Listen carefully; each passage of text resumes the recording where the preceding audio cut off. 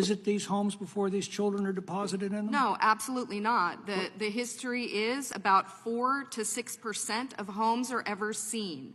So we're talking about taking a child. My God, pet shelters offer more vetting than that. Yes, exactly. And what kind of follow-up is done to assure the welfare of the child? A phone call that we don't know who's answered, who's answering the call. We cannot verify. So first of all, when we do make contact, we don't know if we're actually talking to the so-called sponsor. Exactly. And for 85,000 of them, they're not even answering. They've just completely fallen off the radar. Yes, Chairman, yes.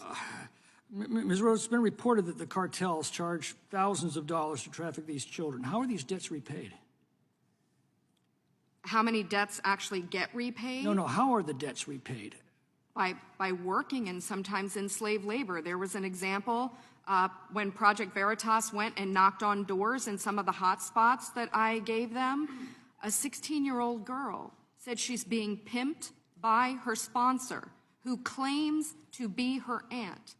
But the little girl says, I don't know, I've never met her. Ms. Rodriguez, you heard similar stories in Texas, is that correct? Yes, sir, that is correct. With the a lot of the, especially the younger children that I've personally met along the border, again, they're come with these small little pieces of paper with handwritten numbers on them. They're told, from what they tell me, of who their sponsors are going to be, that this is a lot of them is their tío, like their uncle, their mother or their father that they've never met, and they don't know who they are until they've never met them. The Florida grand jury did a 5-month study of this issue in their state and discovered exactly the same thing. So we're seeing that in California, we're seeing it in Texas, we're seeing it in Florida. When we're told these placements are carefully vetted, are we being gaslighted? Yes, Chairman.